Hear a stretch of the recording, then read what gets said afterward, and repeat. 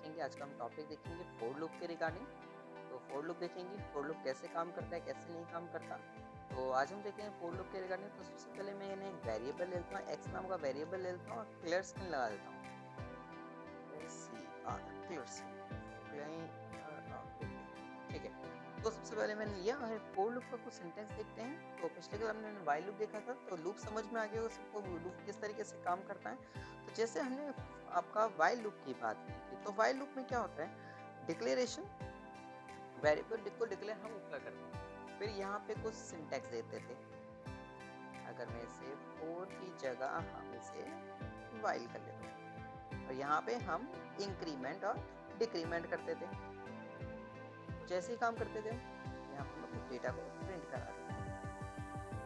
Print है, मैंने मोहन ही लिख दिया है, मोहन स्लैश एन के।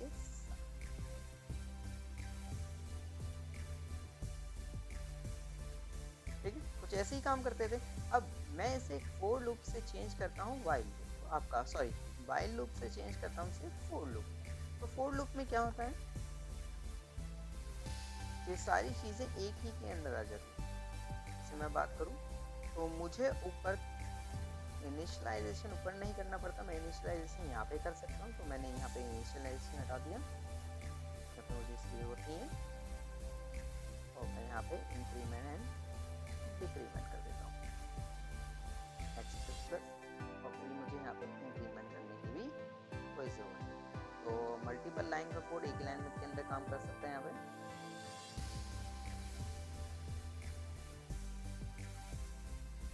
ठीक है, अब क्या होगा, जब जैसे ही मैं इसे कंपाइल करूंगा तो सबसे पहले एग्जीक्यूट होगा ये आपका इनिशियलाइज होगा 1। फिर क्या जाएगा, फिर कंडीशन के ऊपर जाएगा, कंडीशन चेक करेगा। कंडीशन अगर ट्रू है तो कहाँ जाएगा, ब्रैकेट के अंदर जाएगा, ओपनिंग क्लोजिंग ब्रैकेट। तो ब्रैकेट के अंदर जो भी होगा उन्हें एग्जीक्यूट करेगा। फिर कहाँ जाएगा, फिर जाएगा इंक्रीमेंट एंड डिक्रीमेंट के ऊपर। फिर क्या हुआ, इंक्रीमेंट हुआ, फिर इंक्रीमेंट क्या, फिर किस ये चेक करेगा कंडीशन। फिर कंडीशन अगर ट्रू है तो फिर जाएगा ब्रैकेट के अंदर, कंडीशन अगर ट्रू है तो ब्रैकेट को एग्जीक्यूट करेगा। फिर कहाँ जाएगा, फिर जाएगा इंक्रीमेंट के ऊपर। अगर इंक्रीमेंट हुआ फिर जाएगा कंडीशन, अगर कंडीशन ट्रू है, जब तक कंडीशन ट्रू नहीं रहेगा वो फिर से अंदर जाएगा ब्रैकेट के अंदर, ब्रैकेट को एग्जीक्यूट करेगा।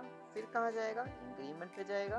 तो जब तक ये इन दोनों में ही मूव करता रहेगा जब तक कंडीशन आपकी फॉल्स हो। ठीक है, वैसे रन करके देखते हैं। देखिए Mohan Mohan Mohan as it is, मैं यहाँ पे आपका लगा देता हूँ, वैल्यू प्रिंट करा देते हैं यहाँ पे percentage D.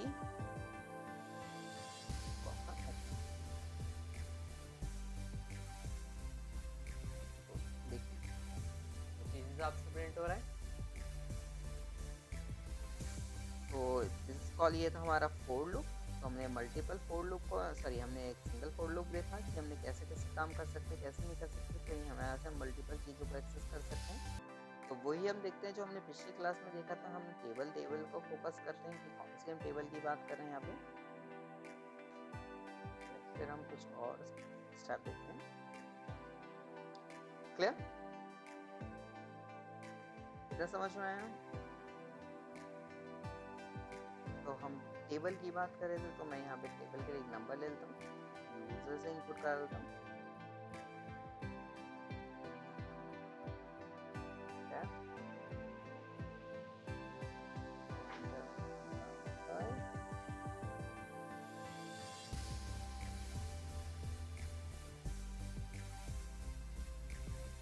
Percentage D and hello. तो यहाँ पे मैंने क्या लिखा, percentage D multiply percentage D equal percentage D. तो सबसे पहले मैंने यहाँ पे क्या प्रिंट कराया और यहाँ पे लास्ट में स्लैश। तो सबसे पहले मैंने प्रिंट कराया परसेंटेज, सॉरी आपका एनो। फिर मैंने प्रिंट कराया आपका x। अब मैं प्रिंट कराऊंगा y, एनो मल्टीप्लाई।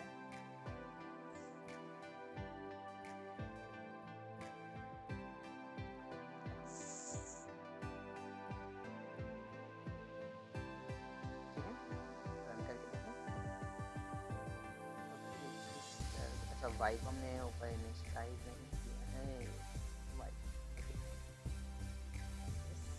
हम इसे रन किया, एंटर नंबर 12 की टेबल पे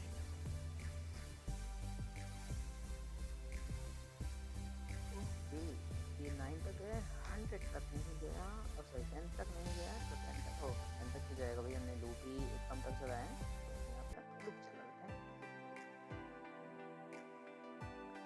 12 आ गया 12 पे, 12 की काउंटिंग आ गई, टेबल आ गई। यहाँ पे हम इसी भी काउंटिंग चलाते हैं, पूरा सा लंबा काउंटिंग देते हैं 19 की काउंटिंग। हमने मल्टीपल सीट पर लगा के हमने काम कर लिया, तो ये कुछ इस हिसाब से हमने कॉल किया। तो ये एक जो हमने बड़े वाले प्रोग्राम में देखा था, एक छोटा सा प्रोग्राम लिखा बना है आपका फॉर लूप का। आई होप इतना समझ में आया होगा।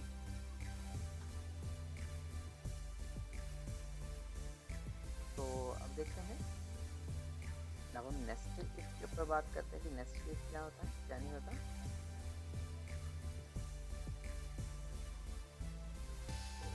एक लूप चलाया जो मैं कहाँ तक चलाऊंगा, x को चलाऊंगा यहाँ पे 1 जो चलेगा 10 तक।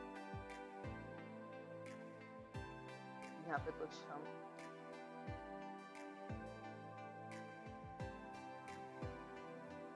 यहाँ पे मैंने एक और लूप के अंदर लूप, जैसे हमने आपका नेस्टेड इफ चलाया था, नेस्टेड लूप चला रहे हैं। बहुत सिंपल है चलाना लूप,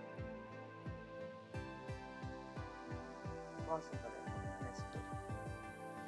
अब देखो होगा क्या कि जैसे ही ये लूप चलेगा, कंडीशन ट्रू होगी तो ये उतनी बार चलेगा, फर्स्ट टाइम चलेगा, फिर ऊपर जाएगा, फिर कंडीशन ट्रू होगी, फिर ये उतनी बार चलेगा।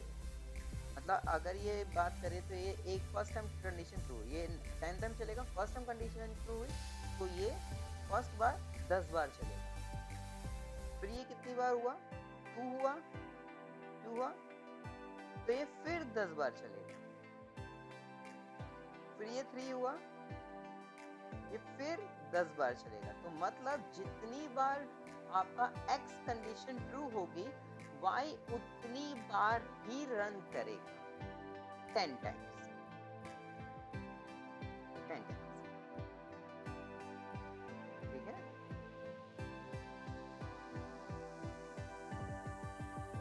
समझ में आया?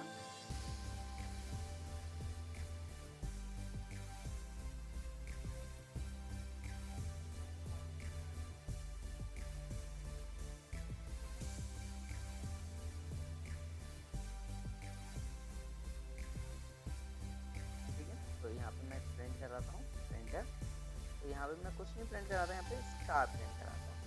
और मैंने क्या किया, यहाँ पे जाके इसके बाद स्लैश हम कुछ, तो देखिए कुछ इस हिसाब से क्यों बना। अब देखिए फर्स्ट जो दिख रहा है, फर्स्ट आपका फर्स्ट स्टार की जो रो दिख रही है, ये पहले x जब 1 था तो y 10 टाइम चला, जब दूसरा x 2 था तो y 10 टाइम चला। तो ये आपको कुछ इस हिसाब से करना है। आई होप समझ में आया होगा। x1 कंडीशन ट्रू, बिल्कुल ये नीचे आया, कंडीशन ट्रू पे नीचे आया। फिर ये y कितना हो 1, फिर y कंडीशन ट्रू, फिर ऊपर गया इस लूप में जाएगा, y कितना हुआ 2, कंडीशन फिर से 2। तो मतलब ये लूप जब x1 हुआ तो ये लूप कितने 10 बार चलेगा। जब ये कंडीशन फॉल्स हो जाएगी यानी, तो फिर यहाँ से बाहर निकला स्लैश n जो नेक्स्ट लाइन में आया था, फिर x कितना हुआ 2, फिर कंडीशन ट्रू, फिर ये नीचे आया, फिर ये एग्जीक्यूट हुआ, फिर स्लैश n, फिर कुछ इस टाइप से प्रिंट हुआ। ठीक है, अब मैं से कुछ स्टेटमेंट चलाता हूँ x से अकॉर्डिंग, देखिएगा अब मेरा कुछ अलग टाइप से है। x1 था तो y कितनी बार चला, एक बार, क्योंकि हमने क्या दिया था, y less than equal to x. दोबारा से करते हैं ऐसे। तो आई होप ये चीज़ समझ में आई होगी। टिल एंड क्लास को रैप करते हैं।